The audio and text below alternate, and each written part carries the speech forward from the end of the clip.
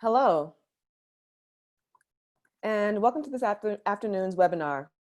It's time to dismantle fat shaming and weight stigma, hosted by FoodShare and Food Network Canada.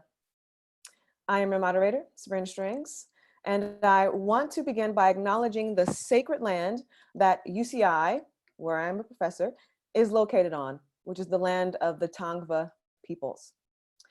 I also want to acknowledge the sacred land that FoodShare and Food Network Canada are located on. It is in the traditional territories of the Wendat, the Haudenosaunee, and the Anishinaabe, and the Mississaugas of the Credit. The territory is covered by the Dish with One Spoon, Wampum Belt Covenant, an agreement between the Anishinaabe and the Haudenosaunee allied nations to peaceably share and care for the lands around the Great Lakes.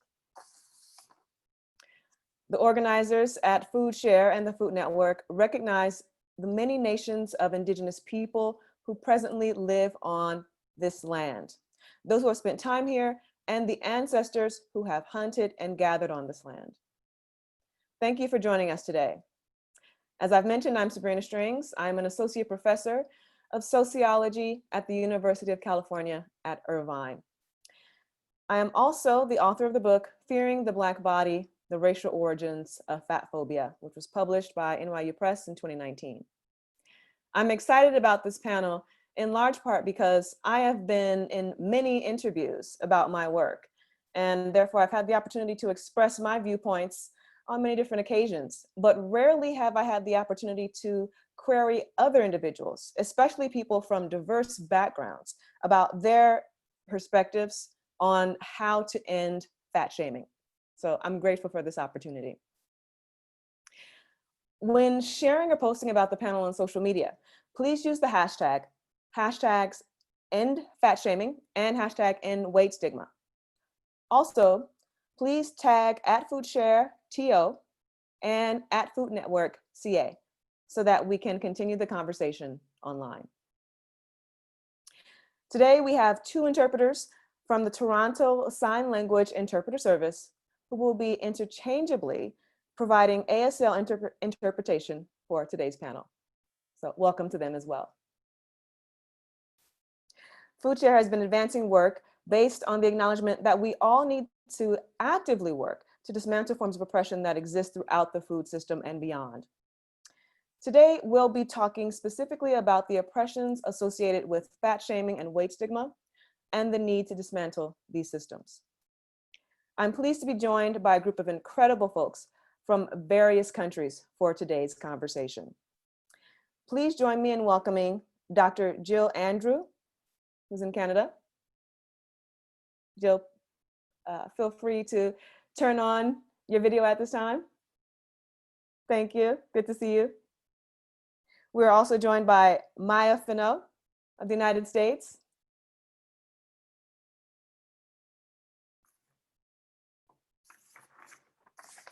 In addition, we have Ashlea Gillon of New Zealand.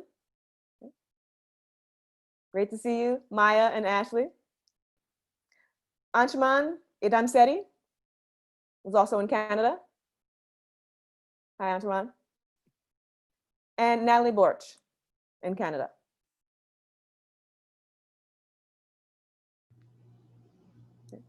Great to see you all. So we'll begin with our conversation, starting off with a question that will be addressed to everyone on the panel. Fat shaming and weight stigma are everywhere, but many folks who do not live in a larger body have trouble understanding the issue or calling it out where and when it shows up. Can you each speak a bit about fat shaming and weight stigma and how it shows up in your respective areas of work?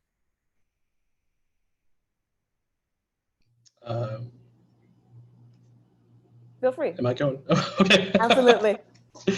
I just saw the border and I was like, oh gosh. I mean, Dr. Strings, you've wrote about this extensively in your beautiful book, and there's been so much research and academic work around this, and there's also been so much lived experience. we call this fat shaming, but ultimately I do believe this is anti-Blackness and that this is anti-indigeneity. And this is a campaign to continue European expansion, to continue white supremacist ideals of what it is to live in the world, who owns the land, who should have access to its resources, who is worthy of living, right? It's about value extraction. And I mean, it's this hydra-headed thing that appears in so many different ways. With my own work as an artist, I find that my body is policed on the many platforms we have. Actually, when I say many, I mean like the 4 to 5 apps we now call the internet. Like on Instagram, my work is constantly flagged and is constantly deleted, often with no mechanism to appeal what's happening. But a similar image created by someone who embodies what you would call a straight size body, a normative figure, a slender figure. They're allowed to cook.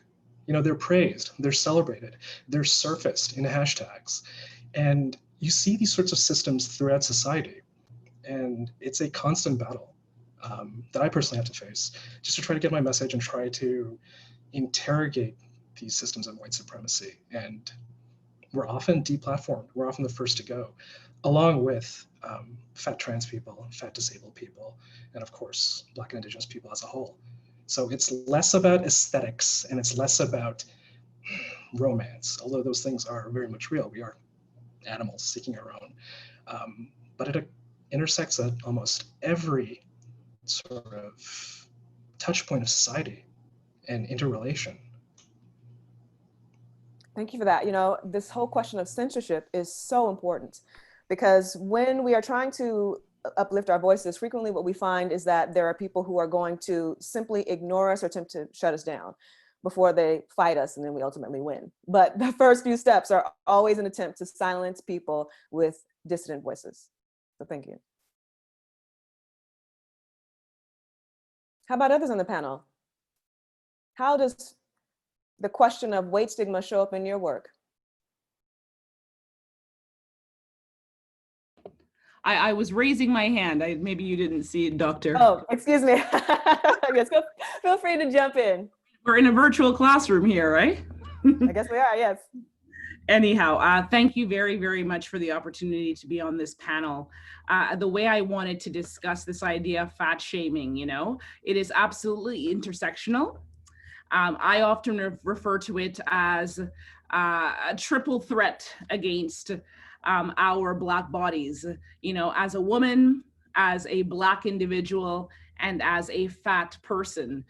In my work, I talked about it also borrowing from W.E.B. and talking about this idea of triple consciousness, where we must always be walking into this world thinking about you know, our gender, thinking about size, and also thinking about racial identity. For me, in the work that I do, whether that was in education or now in politics, there is this insidious reading of Black women's bodies, bodies that are large, bodies that are fat, as aggressive, as dominating, domineering, taking up too much space, not knowing our place, you know? And the way I see that work out is, you know, if I speak, you know, with a strong tone, I am being rude, you know, I am being an angry Black woman. So we see how the tropes, the racist tropes, the misogynistic tropes that are often used, you know, to stereotype and to box in women, and in my particular case, Black women, they're exacerbated when you add fat hatred onto it as well. I don't usually say fat phobia, because when I think of phobias, I think of fear and, you know, ooh, it's something, I'm just afraid. This is actually about hatred. This is actually about pushing people out, excluding people, erasing bodies. You know, whether we're talking about the way I'm sure many of us on this call may have been treated by our doctors, treated by teachers because of size, treated in the public sphere, you know, eating while fat. I've had experiences shopping while fat and Black and a woman, you know, so we certainly cannot, you know, you can't separate, we can't disaggregate our bodies from the world. you know, and all levels of our subjectivity comes to the fore. And fat hatred, you know, just intersects in it in very problematic ways. You know, I also think that we have to talk about this notion of good bodies and bad bodies. We have to think about how fat bodies, you know, are seen as sort of like the physical embodiment of poor citizenship, you know, of poor record, you know, like so we haven't attained the self-help that society thinks we should, you know? So really it's about a blame. You know, a lot of the times you are blamed, you know, because of your size, and because of your size, you don't have access to certain jobs, or because of your size, that's why you're ill, or because of your size, that's why you don't have access to resources, because you're tapping into our resources and taking more than you deserve. These are all the kinds of ideas that circle in my mind when I think about how you know, how fat shaming manifests in my world and in those around me. So it's a very it's a nuanced topic, but it's one that absolutely can be discussed without a simultaneous conversation that looks at race and gender, and I would also argue class. Mm-hmm. Thank you for those powerful comments. It really does bring us back to this whole question surrounding what makes people feel so comfortable being so obviously anti-fat, so willing to stigmatize fat bodies. And I really like what you said about how this is really about hatred, right? And when we talk about fear, there is a clear connection between fear and hatred when we think especially about race and racism. But when we say fear, people sometimes think that's maybe a much more tepid relationship to the problem. But when we call it out as hatred, we know fundamentally that it has nothing to do with any concern about a person's health, right? It has nothing to do with trying to reform them and make them better. It's all about a particular type of bigotry. So thank you so much for articulating that. And if I can just wrap around the piece around fear and choice, the reason why I say hatred over fear, you know, when we're afraid, it's a physical, biological reaction, and there often isn't choice in that. But when you choose to hate, there is choice. And I think by calling it fat hatred, you know, by not, you know, trying to pathologize behavior, we allow accountability. We allow accountability for behavior. So that's why I go with hatred as opposed to fear. Mm-hmm. Thank you so much. The accountability piece is so important, especially because of the blaming that you were mentioning earlier. It's so easy for straight-sized individuals to say something like, how come they don't reform themselves? Why don't they try harder or do better, right? They're blaming them. But when we identify their behavior as a form of hatred, we can recognize that they're responsible for perpetuating harm, right? So they are actually accountable for a lot of the problems that relate to fat stigma by perpetuating the harm that fat stigma causes. So thank you.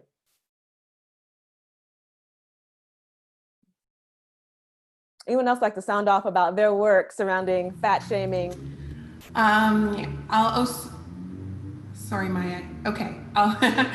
I work in the fitness industry, which is riddled with fat phobia, and it starts with a lot of the language that is used and the images that is used, and the fitness industry has been putting forward this idea of selling us what a fit body is supposed to look like.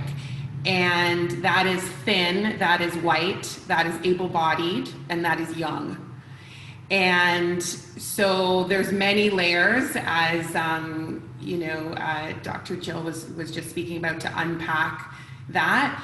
And it shows up a lot. I hear it in, with fitness instructors and in personal trainers. We hear, all right, let's work off that pizza from last night. Who wants to earn their glass of wine tonight? As if food needs to be earned. No one needs to earn the right to eat that day, and we don't need to work off anything that you ate. But this, you know, fear marketing by the fitness industry is what has been super problematic. And what I'm trying to do is dismantle the idea of exercise and losing weight, which has always been, you know, my entire life, those two things have been connected. And, you know, fitness was only about burning calories. You know, and in my teens and 20s, I only ever worked out to watch that little number on the elliptical that told me how many calories so that I knew how many points of food I was allowed to eat that day. You know, and we need to break those two up. We need to break up losing weight from fitness and working out, and think of fitness as, you know, we talk a lot about the mental health benefits of it, the sleep benefits, the libido benefits. All of those are the things that I try to focus more on, and less as, you know, exercise as a punishment. You know, but we have a lot of work to do in my industry, in dance, in yoga, in fitness. There's a lot of people who have a lot of trauma from experiences in those spaces. Absolutely. And that's one of the reasons why I sometimes shy away from using the word exercise, because it's triggering for people, given this long-standing connection between exercise and slenderness. Whereas you can move your body in a healthy way for your heart, for your muscles, for your joints, and not at all be concerned about whether or not you lose weight.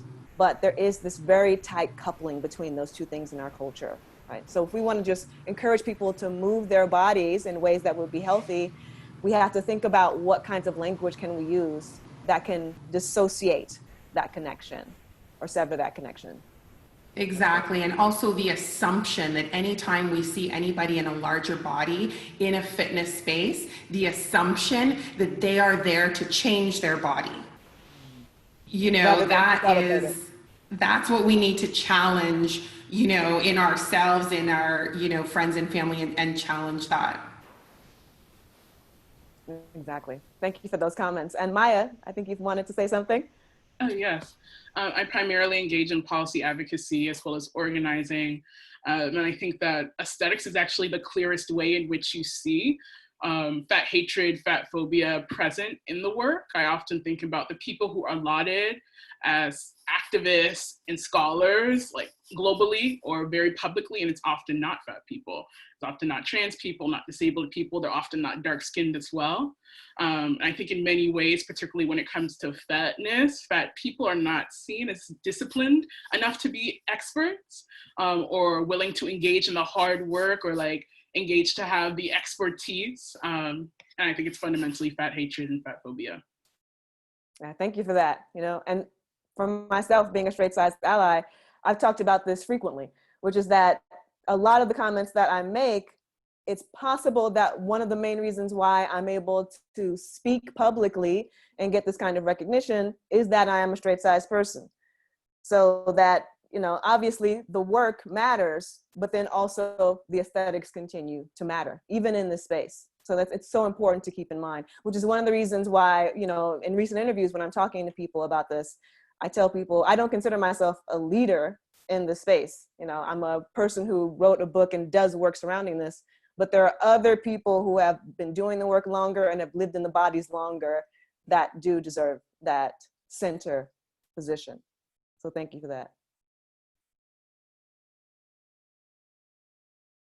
Other comments about how fat stigma, fat hatred, weight stigma shows up? Kia ora koutou katoa, tēnei te mihi kia koutou I ngā rangatira mō tēnei kōrero, kei te mihi hoki ki ngā mana whenua o tā tātou rohe hoki, me ngā tangata rāwaho hoki. Kia ora, I'm Ashlea. I just wanted to acknowledge the different custodians of the land in which we're all on, and the different disenfranchised and marginalized peoples today.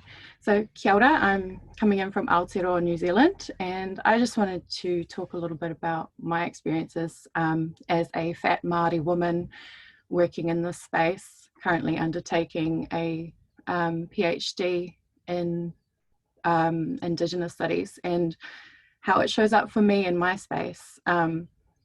As someone who's socially assigned as Pākehā or European or white passing, it shows up for me in different ways. And there's this real, like Jill said, this thing about being the fat black woman in Aotearoa, being the fat Māori woman is seen in multiple different ways, and you're experiencing these multiple systems of oppression that restrict your access. And it's your access to employment, your access to wellness, your access to evidence-based healthcare, not fat-based healthcare, you know?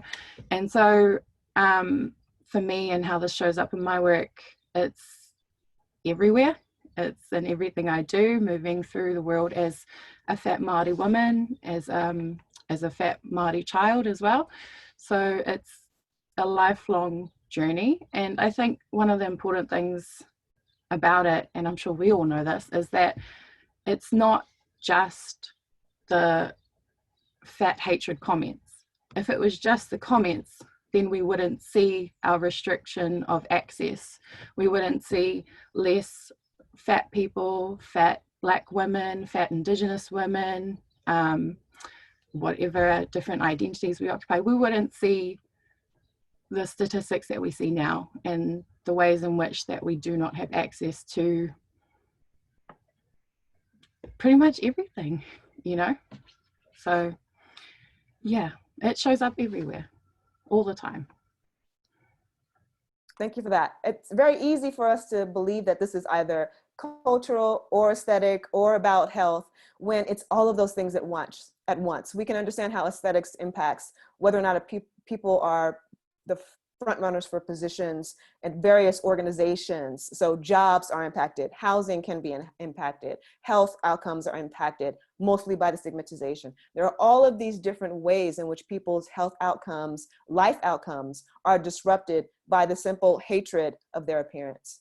And I think it's so important that we have the opportunity to speak with Indigenous scholars such as yourself, because in a lot of the conversations that we have about race, what we are often talking about is anti-Blackness, which is so important, but it's easy to forget that BI, Black and Indigenous people in particular, have a very clear connection when it pertains to settler colonialism in North America, right? Because first, the Indigenous population had to be decimated, and then they had to bring over the slaves. And so without both of those components, white supremacy would not be what it is. So it's so important to consider how these particular forms of oppression are also impacting Indigenous communities.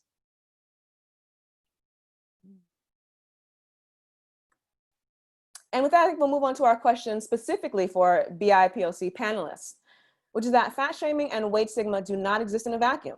They're closely interrelated with racism, ableism, which we haven't talked about much yet, ageism, gender, sexual orientation, class, and other systems of oppression. Okay. And so for those on the panel who identify as BIPOC, could you speak further about your understanding of some of these links so that our audience can better understand the connections between these topics? Oh, Jill, please. Dr. Jill Andrew.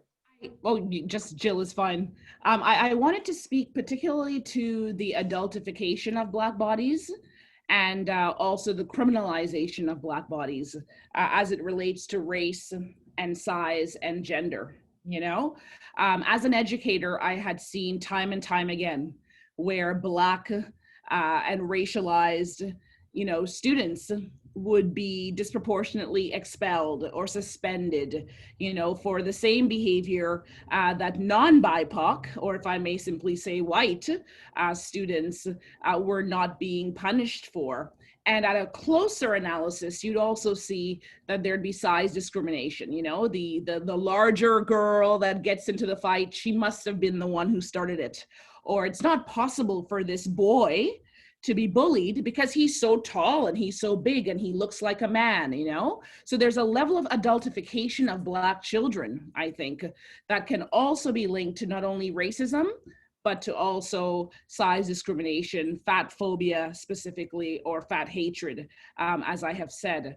Also, if we look at the criminalization of Black bodies as well, I would argue, my apologies, I've got to keep my phones on, but I would argue that there is also a disproportionate criminalization of Black and brown bodies, you know, and the larger you are, the bigger you are, the more of a menacing force you look like, the more the assumption that you require deadly force potentially to subdue you, right? And I think that this is something that we have to talk more of, you know, with regards to not only racism and not only anti-Indigenous racism, but again, how size discrimination, how body-based harassment plays into, you know, which children are suspended, which ones are expelled, you know, which person's behavior is given a second chance, which one is not, who is met with more lethal force, you know? I think about even just how our bodies are touched without our consent in public spaces. You know, I think about taking the bus or being, you know, in a crowded area, and someone, often a male identifying person, or at least visibly appearing male to myself, you know, bumping into me, or the times that I've been called a fat bitch, you know, all of these things happening in public spaces, again, because Blackness and fatness, you know, first of all, they're seen as othered identities, but they're also seen as identities that are radical, you know, that can't be contained. And therefore, in a white supremacist world that's built on containing not only our voices, our intellectual thoughts, but also our physicality, our bodies, you know, we have to do everything we can to resist that, you know? So whether there's change in policies, you know, many years ago, I had tried to get size and weight discrimination included into the Ontario Human Rights Code, you know, as categories of discrimination, you know, along with intersecting other categories of discrimination according to our Human Rights Code. That's something I still remember and still hope to be able to take up in this new role in politics, in political life, but also still in academia. Mm-hmm. So lots to talk about, so little time. Yeah, come through with the fire, Dr. Jill Andrew.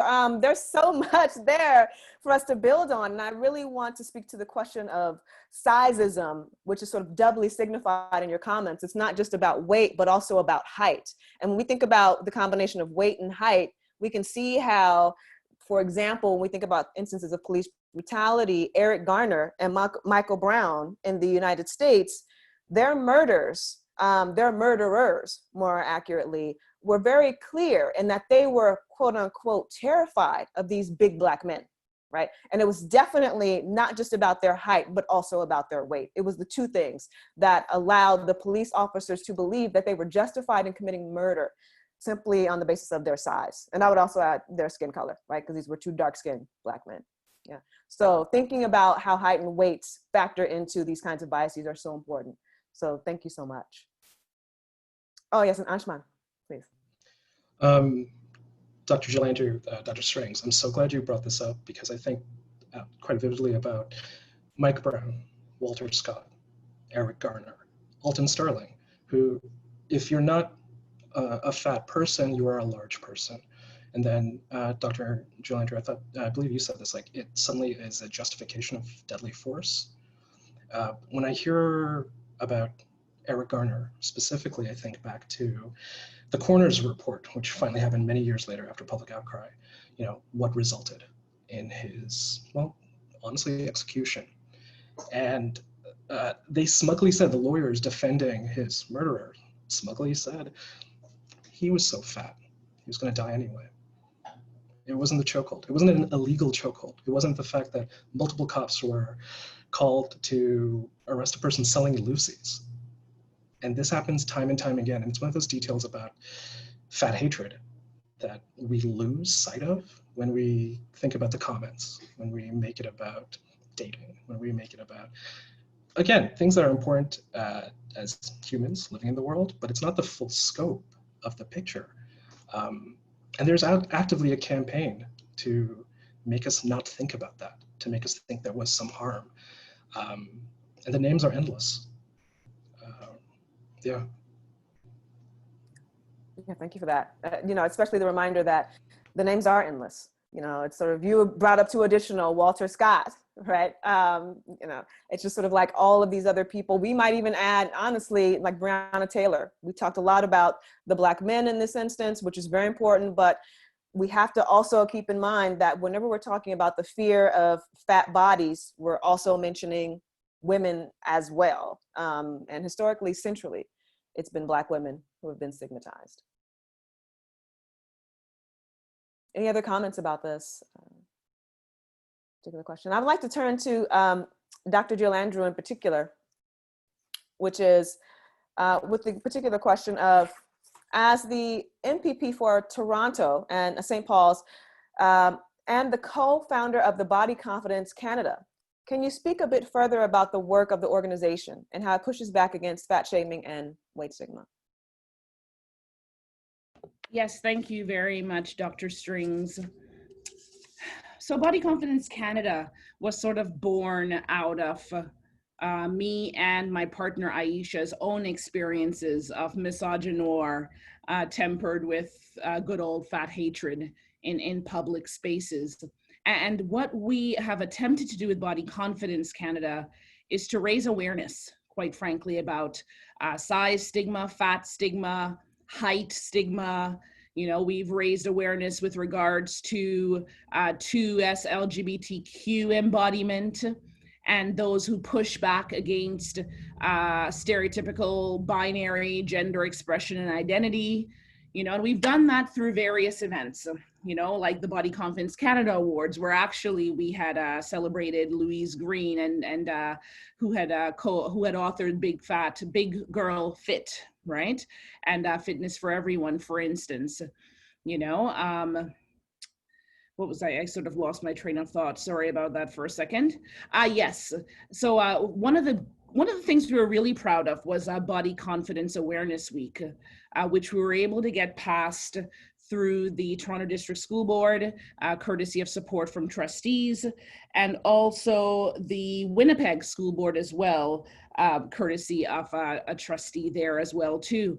And what that work allowed us to do is to engage schools and have schools engage themselves in conversations around body-based discrimination, size discrimination, racism, shadeism, you know, and the various cousins, you know, that wrap themselves around fat hatred. And some people have asked, oh, why call it Body Confidence Canada? You know, what's this Body Confidence Awareness Week thing, you know? Why not just call it Fat Hatred Awareness Week, you know, or Anti-Black Racism Awareness Week, right? The reality is sometimes you have to nuance the words to enter the door, right? And when you get through the door, you can have that conversation that would never have gotten you through the door to begin with.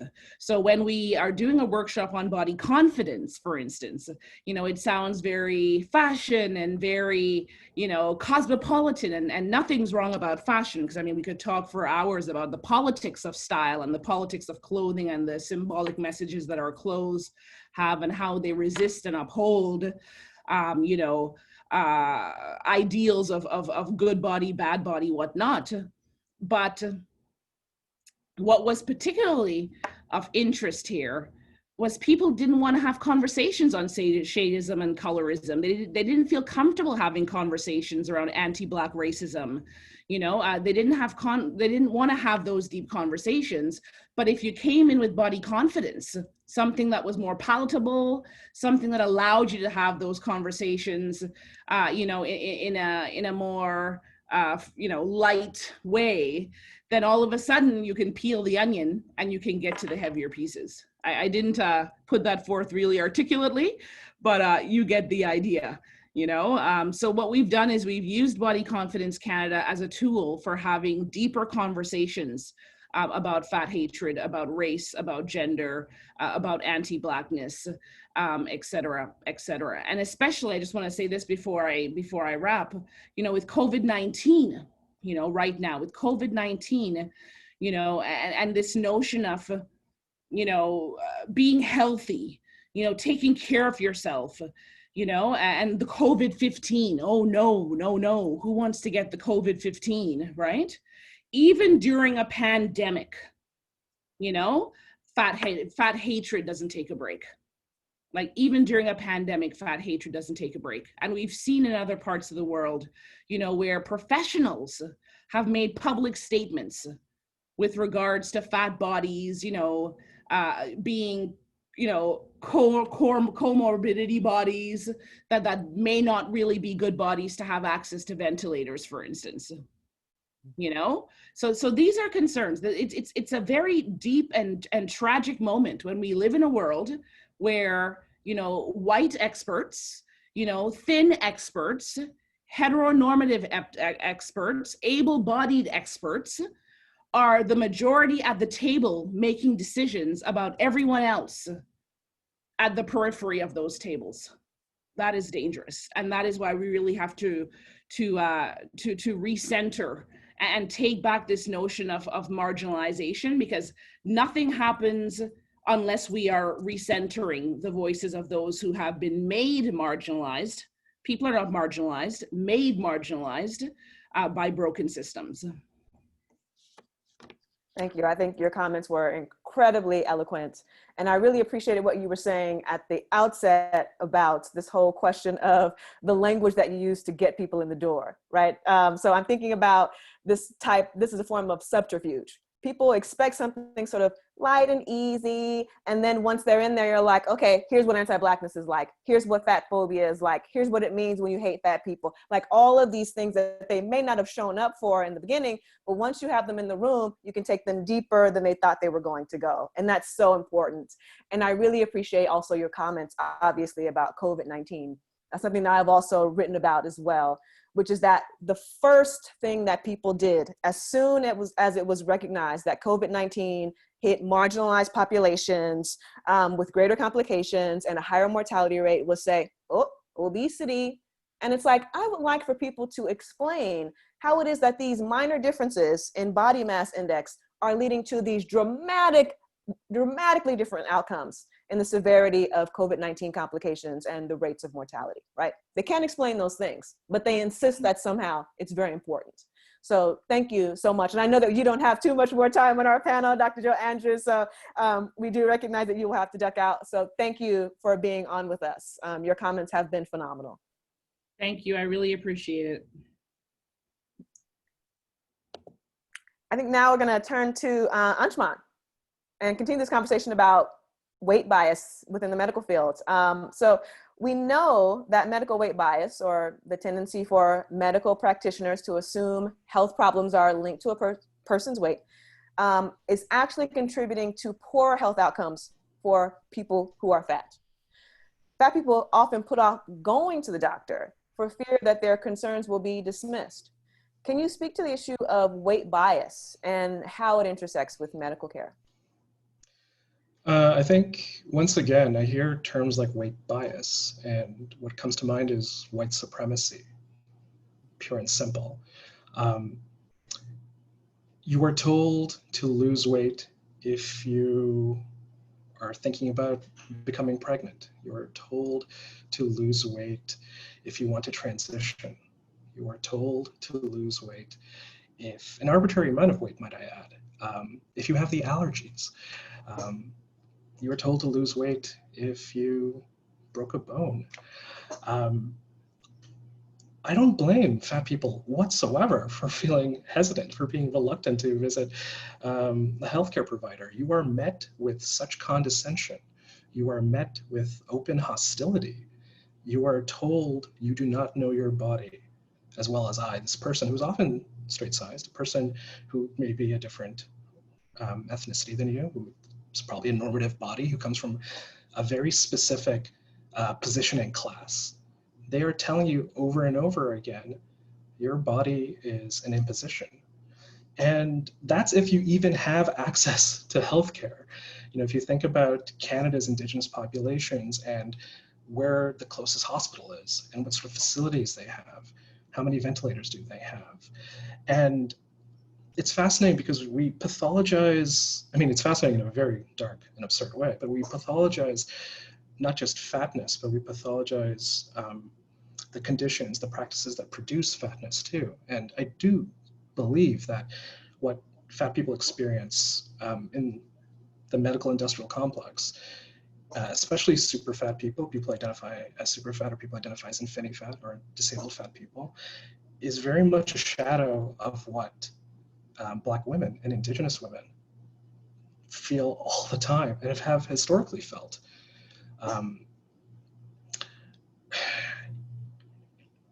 It is the pathologization of Indigenous knowledge. It's the pathologization of Black cuisine, of cultural practices, of ways of being. And I really believe that's part of a larger campaign of eugenics. It's a campaign where by attrition, by gatekeeping, by producing ableism, we get rid of populations we think are not valuable to us. We get rid of people who don't embody the white Anglo-Saxon Protestant ideal of the elite, people who deserve to have access to resources, to have the stewardship of this planet. But I think it's interesting to think about what this produces ultimately. And I forget who said it earlier, and so I apologize in advance, but this idea of blame I find so compelling, because what this ultimately does is produce scapegoats. So we're in the middle of COVID-19, this horrifying pandemic, and that got me thinking about how have we approached pandemics in the past, and we've had our fair share of them in the past. So I went looking to studies of H1N1, and there was this alarming look at the global response to H1N1. Now, of course, it is a different sort of virus. It is a different respiratory condition compared to COVID-19, but I think the response, the mechanisms of them are quite similar. And what they found was, the typical fat people are predisposed to H1N1. They're dying in greater numbers. The words comorbidities, things like that always pop up. But what this study did was it looked at who received early antiviral treatment between straight-sized patients, fat patients. And if they controlled for who received those early antiviral treatments, the gulf between straight-sized people living and fat people dying vanished, collapsed. So the complication wasn't fatness. The complication was a healthcare provider looking at a fat patient and saying, I'm going to deny you early antiviral treatment. And then looking at a straight patient saying, buddy, I'm going to top you off. That is based on a series of biases, is based on a worldview, a perspective that is openly hostile to Black and Indigenous bodies, that is openly hostile to anything that doesn't fit the container of normativity.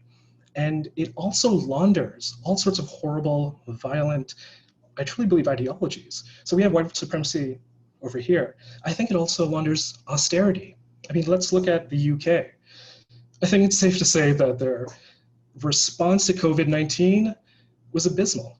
They used baffling concepts like herd immunity, like austerity, like blaming it on the individual instead of providing a proper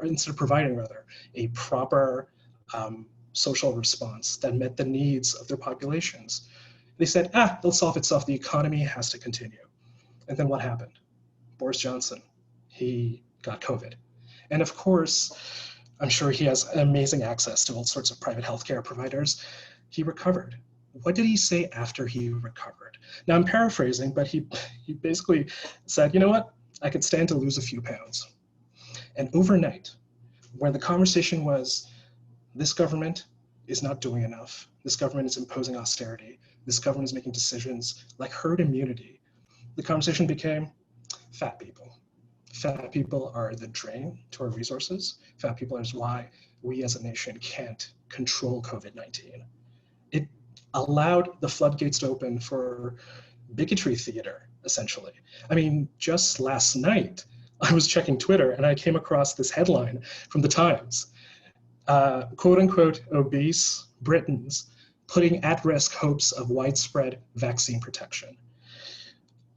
I think that's more of a them problem, not a me problem. I think your vaccine's a bit of a dud.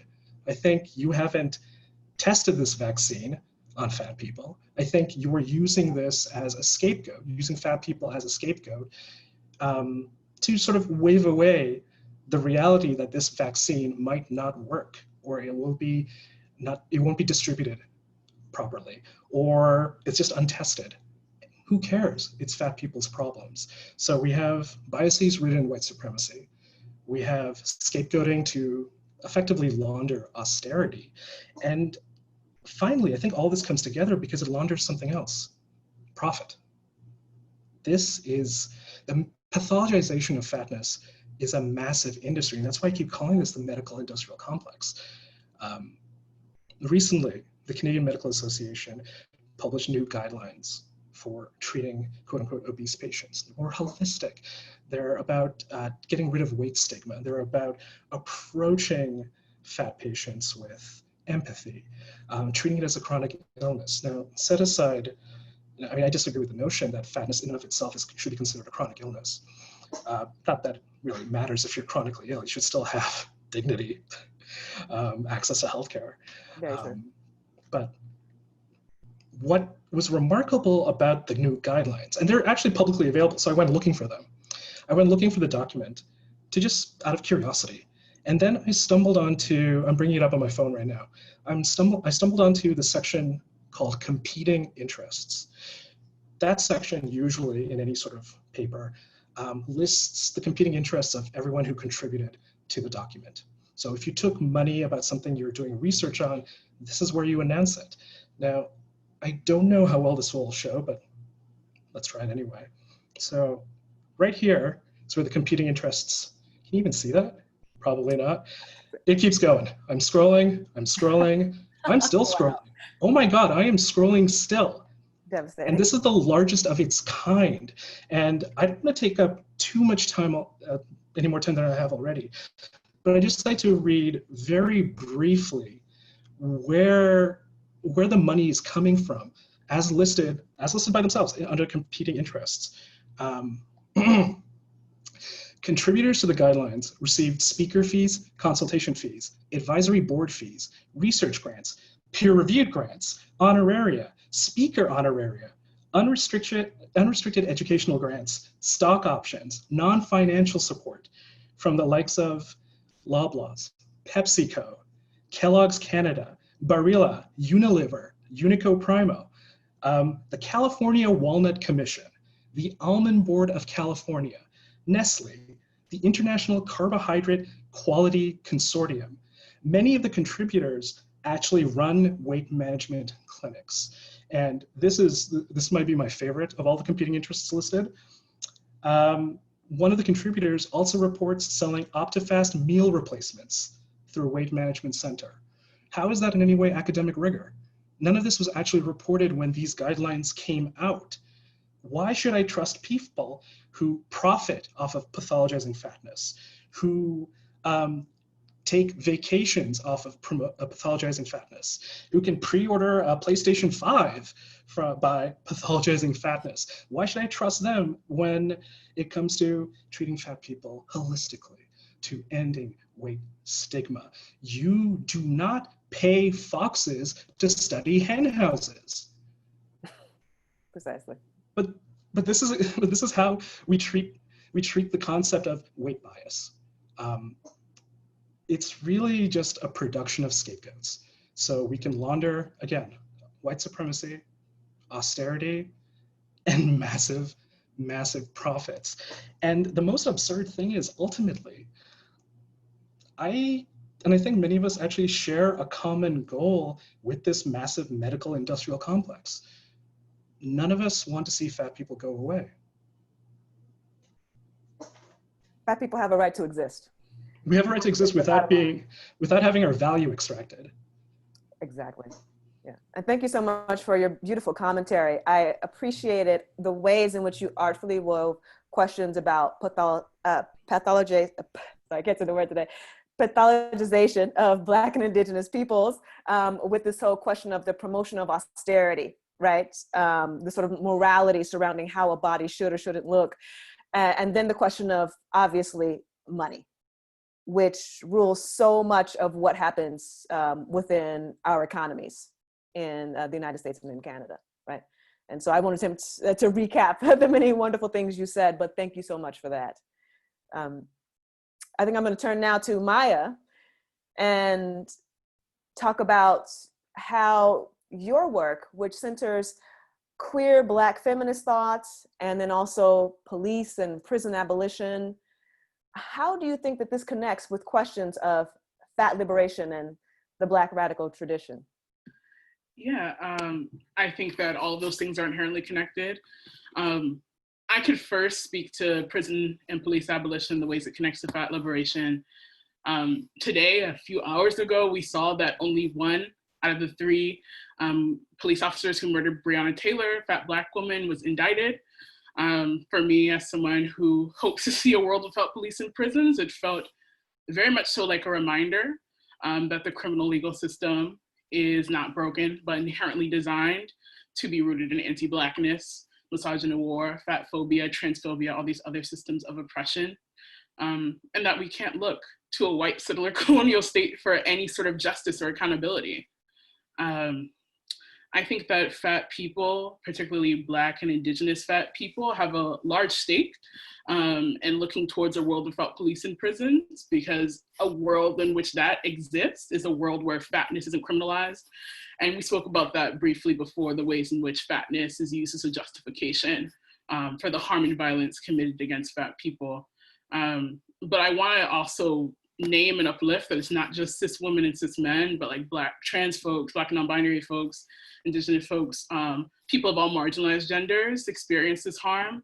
And I really think about Kayla Moore, who was a disabled trans Black woman, so super fat woman, who was based in the Bay Area in California.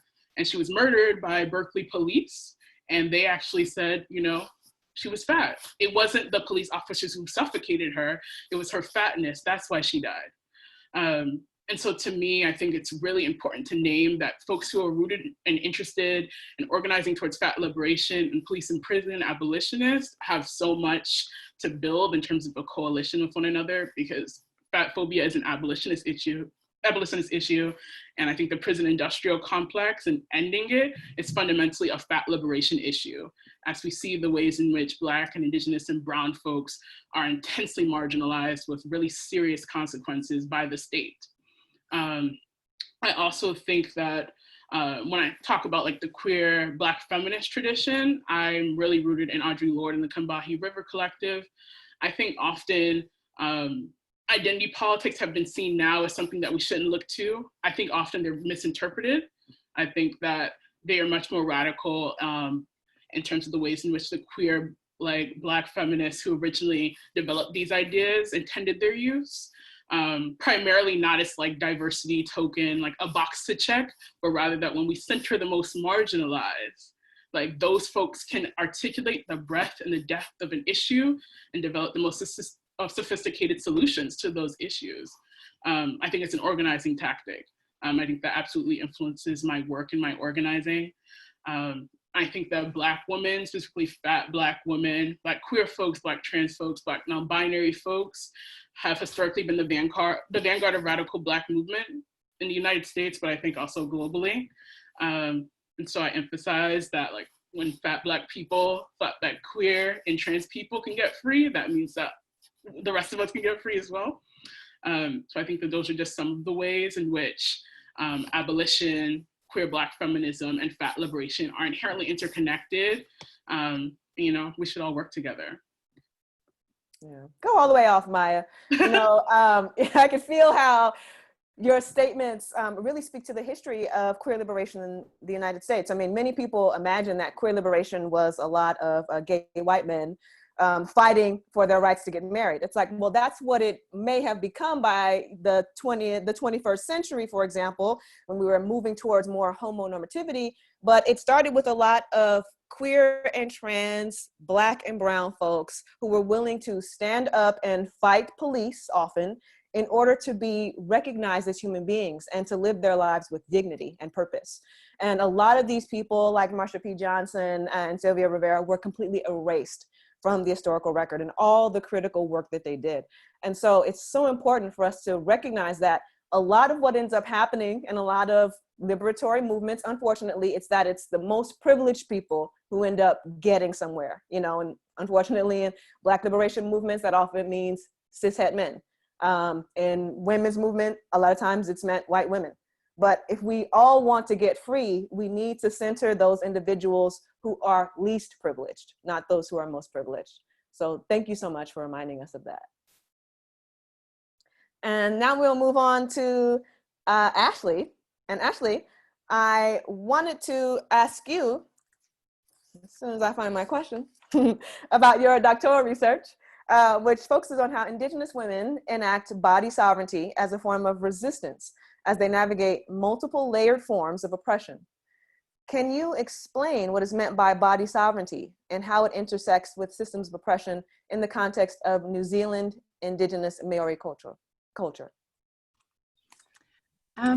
Yeah, thank you. So my doctoral research is exploring body sovereignty for fat Indigenous women and what that looks like within the racist, sexist, fat hatred systems that we live in. And so when I'm talking about body sovereignty, I've always kind of had this reaction to notions of body positivity, especially how the movement has been co-opted by thinner, whiter, cis women. And so and that onus as well on you to be accepting yourself, and how that's become part of that movement now, although we know it didn't originate there. And so body sovereignty, at least in the work I'm doing, really is about this need and right to feel safe from physical harm and to be able to and in control of making decisions about the body. When we think about it in terms of health, it's often located in kind of discourses around sexual health, reproductive health, and things like childbirth as well. And so it's really about having this autonomy and this agency and the ability and access to make these decisions about your body, whatever they may be, and having that acknowledged and respected and recognized. And so from a Maori perspective, I've kind of talked about in my work, for Maori, we don't really have this concept of ownership that you would have from a westernized perspective.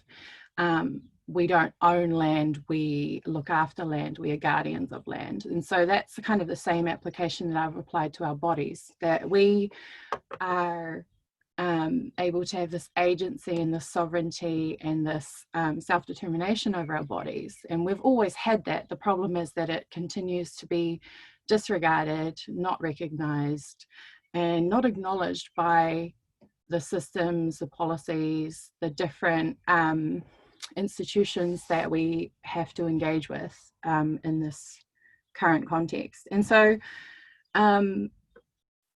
for Māori, in Te Reo Māori, in the Māori language, the words for fat, mōmona and tuawhiti also mean things like plentiful, bountiful, succulent, fertile. You know, they're actually connotations of good things, if you will. And so I think a lot of our culture really reflects the ways in which we understood fatness and we understood bodies and we understood agency and self-determination. And for that, for my work at least, it's really coming back to how can we reinstate those ways of being and those ways of understanding, and how can we get that reflected in our racist, sexist, ableist, ageist, healthist, every type of ist systems that we have to live in.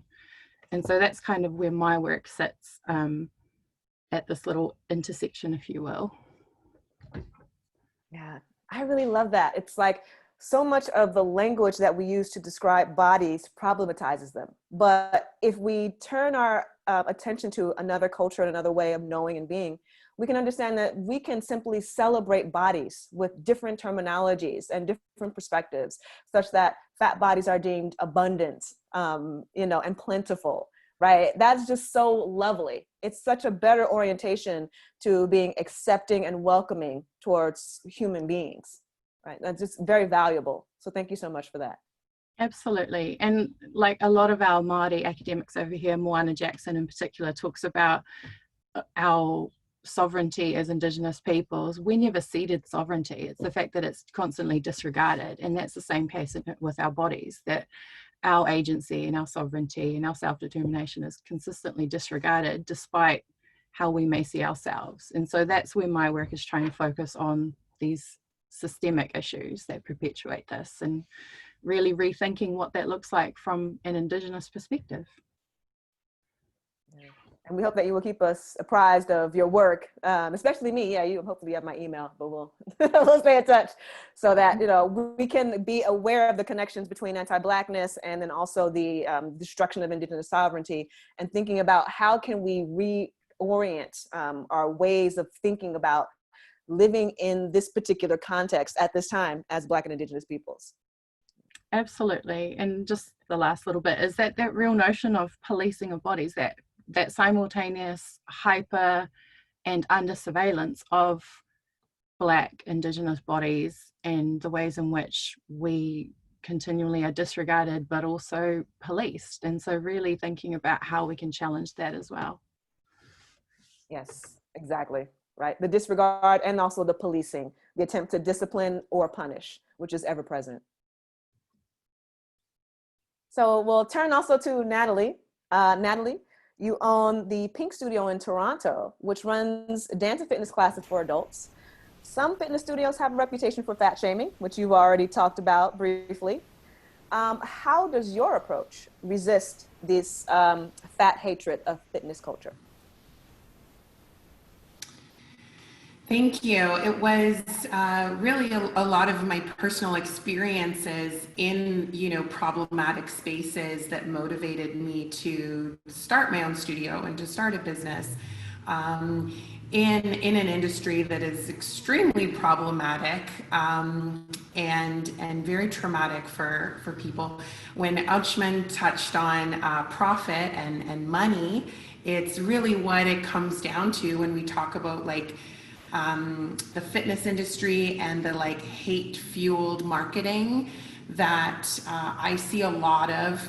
I think on social media, my algorithm is really, I follow a lot of fitness people and gyms, and so I'm bombarded with this. I always call it fear marketing, but now after listening to you all, I think hate marketing is more appropriate. Where we're reinforcing to people that the worst possible thing that you could be is fat. And when folks are more worried about gaining weight during quarantine than they are about getting the actual virus, that says a lot about what we value as a society. And so really, I'm trying to take an industry, the dance industry, yoga, fitness, have been very exclusive for far too long. And although I've started to see some changes in the last, couple years with people and businesses that are really trying to change that narrative and create a more inclusive environment, we still have really far to go in terms of gaining that trust back from a lot of people who have been, very hurt. And I've also learned as a plus size woman in this space, I still operate from a place of thin privilege because I am exist on the smaller end of the plus size community, so when I go into, workplaces and I talk a lot, do body confidence talks and things, it's very well received because it's very palatable from someone who is, my size, who is plus and curvy, but it's an acceptable amount of fat. And so what I've learned is also, recognizing my my own privilege in that, and trying to highlight, almost like Jill was saying, how you have to sometimes manipulate the words a little bit to get in the right rooms. I'm trying to use that voice to highlight other folks in the space who have been, shouting these things for years and have not been listened to. Yeah, that's great. And how do you think the reception has been thus far, as you've transitioned to trying to center the voices of other people?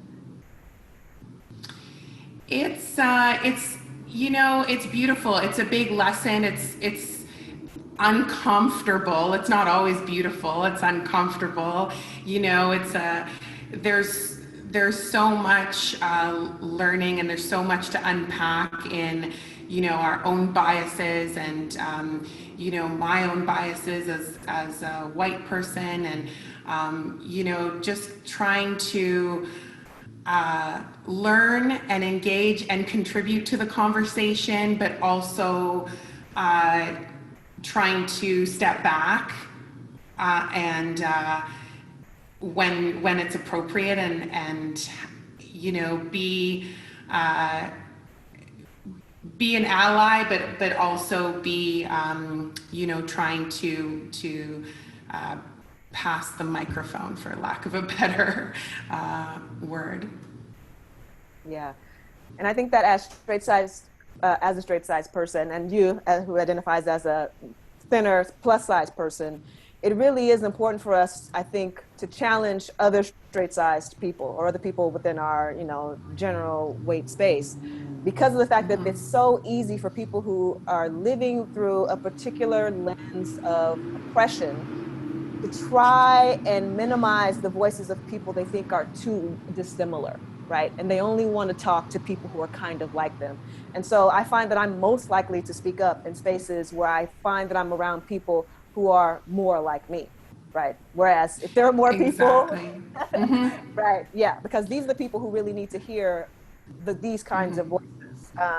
And then after that, I like to shut up and let other people who occupy these categories.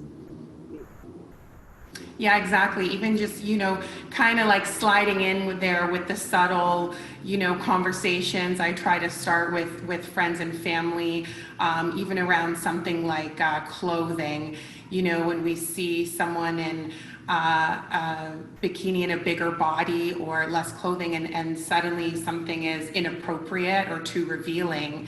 But then I point out, okay, but let's scroll a little bit farther on your feed and look at all of these, models on Instagram that are wearing the exact same outfit, or they're wearing the bikini, or, and you didn't comment on this. You didn't have a problem with this outfit. It's not about the clothes. What makes this one inappropriate and this one is looked at as fashion or art? So just kind of just poking a little bit to be like, is your problem with the clothing? Because it seems like your problem's with the body, not the clothing. And just something simple as that, just to start to plant that seed, in that subtle way, helps, I find, a lot of folks really start to question those things. Yeah, and what you said reminded me of what I remember seeing. Obviously, when we think about someone like Lizzo, when she decided to show her thong when she was at the Lakers game, right? The Lakers game. And I'm not sure how many of you are old enough to remember, so I'll just out myself as an old person. But when Halle Berry won the Academy Award, I'm pretty sure I remember that she was wearing a visible thong. And everyone thought it was fashion. It's just like, ooh, slender, light-skinned girl, okay. But then it's like, oh, wait, a fat, dark-skinned woman? Oh, no, we can't allow that. So thank you, Natalie, for your comment. Anshuman, I want to turn to something that you have stated previously, which was, my life began when I decided to gain as much weight as possible. The moment I chose to become fat, everything changed. Can you speak a bit further about your journey to this choice? I've got to say, I've been very excited about my COVID-15. No lie. Yeah, it's sorry, I'm only pausing because every time I think about what I like to consider sort of my previous life, it does hit me a bit. But I used to be much, much smaller. Like there's straight size and then there's past that. And I was deeply unhappy with my body, deeply, deeply unhappy. And I've written about this several times, but it's always weird to reckon with that. And I was that size for a variety of reasons. I was, so I'm a South Asian person, and the idea of obedience and casteism and sort of you just do what you're told was ingrained in me for a very long time. And I was raised in a situation where your value was really determined by how beautiful you were. And of course, beauty was determined by white supremacist standards. So the thinner you were, the more you got to say. And that broke my brain, to be honest. I mean, so there was that portion of my life that was based on my upbringing. And I was also working under extreme precarity. When I first moved to Toronto back in 2008, so I'm a radio producer, or I guess I was in my former life. And I was working at the CBC, our nation's public broadcaster, in this was during the Harper era. So a lot of cuts to the budget of the CBC, which all, of course, trickle down to, curiously, the most racialized people in any editorial team. So I was in this very precarious position where I wasn't making much money, constantly working, basically starving myself. I only had enough money for rent, my cat, or myself, two of the three things. And I thought, well, it's got to be rent, it's got to be my cat. And it was a painful time to be starving so much, and yet to be praised for my productivity, to be accepted, and everyone thought everything was a-okay when it was most certainly was not. And then I got to a point in my life where I said, no, I'm done. I've always found fatness attractive. I honestly believe there's nothing more charismatic than a double chin. I decided I no longer wanted to be part of this system that takes sort of the infinitude of the human body and puts it into like a handful of boxes, containers, just so it can extract as much value as possible. And then it can discard the body. I wanted none of that anymore. So I deliberately started gaining weight. I still gain weight. I love it. And it's less about confidence. I know how that sounds, but it's more about attunement with my needs, with my own personal comfort. I am so comfortable with who I am. I derive so much strength from my fatness. I am more present towards my partner, their needs, to the people around me. When I decoupled myself from productivity, even if I'm not at my desk at work, I could then start to think about other things. I could start to think about sort of, for example, the history of fat activism and fat liberation.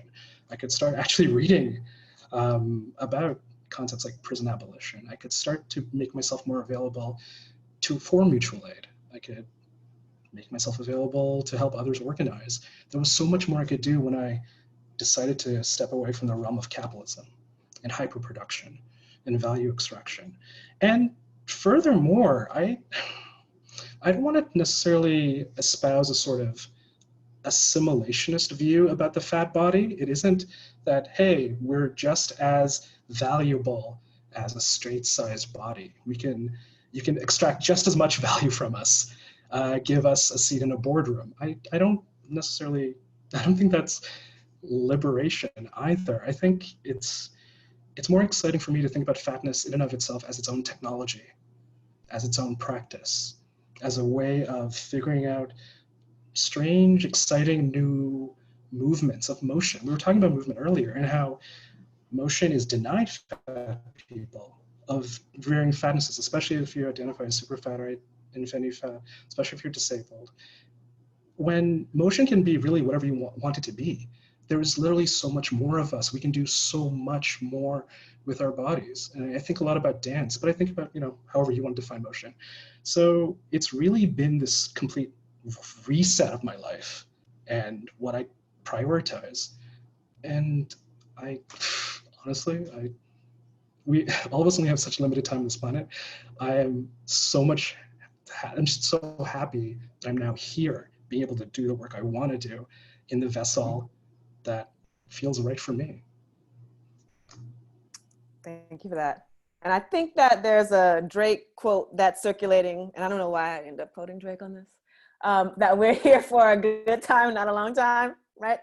And so to the extent that giving up this whole pretense that dieting is important has enabled you to really embrace life and recognize that dieting was just this distraction all along that was supposed to keep you both unhappy, but then because you were unhappy, more productive. That by letting all of that go, you can simply live your life in a way that is meaningful to you. That's really powerful. Yeah. So thank you so much for that. Thank you for giving me an opportunity to talk about it. And as we are coming close to the end of our panel, I'm always resistant to people asking me about how we're supposed to solve this problem, right? Because what we've all articulated is that this is one of many colliding problems, all of which fall under the umbrella of white supremacy. And so part of the question that I would have is not how do we end this, right? But what can we think about doing right now as part of our activism as we're on that path to end white supremacy and its associated forms of size oppression?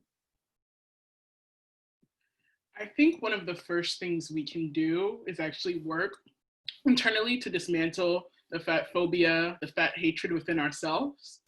I think it's actually a practice to begin to sort of not tie people's external, how they look, what they're able to produce to their worth, like completely dismantling that internally, and the ways in which we interact in our interpersonal relationships. I also think it means centering the fat folks who are super fat and infinite fat, who are on the margins of the margins in these conversations regarding fat phobia and fat hatred, and making sure that they have the mic and that they are leading us. So yeah, those are some of my suggestions. Thank you, Maya. That's wonderful and powerful, right? Just doing the work of the internal decolonization, right? That's always important. I think one of the things we can do is call out anytime the casual fat phobia comments get tossed out, in the same way that white folks need to be better at calling out the casual racism that just exists in all of our workplaces and daily lives with families. So calling out those comments, and for myself also as a mother, I really think about the next generation too. I have a daughter, and I have worked so hard to change my language about my own body since she was a baby. She's 9 years old now, but I've worked really hard so that she is not hearing me body shame other people, body shame myself. And because growing up, that was how I bonded with other women. We bonded with each other through body shaming. And not until getting older did I really look back at that and realize how toxic that was. And it starts very young. So I also want to focus on the next generation, and I love what Jill is doing in schools, and starting these conversations with children at an elementary age, because and trying to undo some of the mistakes that I made and not pass that on. Yeah, thank you for that. And it's just a reminder that so much of what we are learning in the home. Obviously culture plays a tremendous role, and so does the media. But we have a different orientation to something if our parents are telling us that, we need to change, especially if it's about our bodies. So just being mindful in the way in which we are talking to young people about their bodies is so important. So thank you for that. Ash, what are your thoughts? I totally agree with everything that's been said. I think a lot about the ways in which people get defensive over when they're called out or when we hold them accountable for the things that they're saying. And one of my good friends, Mama, Fat Mama on Instagram, PHAT, she just says so eloquently, never let your defensiveness override your willingness to learn. And that's the bottom line, really, is that people need to be willing and able to unlearn a lot of the white supremacy, a lot of the coloniality and the fat hatred that we've been taught since we were born, essentially. And so really thinking about the ways in which our experiences don't always reflect everybody else's experiences. Just because we don't experience something doesn't mean it's not oppressing other people and restricting their access. So really just being mindful and being accountable to the way we talk about our bodies, the way we talk about fatness, the jokes we use, all those sorts of things, and being willing to unlearn those things. I really like that quote that you began with, because it's so true. So much of what we're experiencing, especially as we get to be older adults, is like the habitual energy of a thing. We're used to doing things in a particular way and we want to stay stuck in that groove. And it's harder to come out of that, even though it's often beneficial for us, not to mention for other people, for us to make the attempt to do something differently, to learn, and to be much more compassionate. Absolutely. So it looks like we're almost out of time. Do we have any additional comments from anyone on the panel?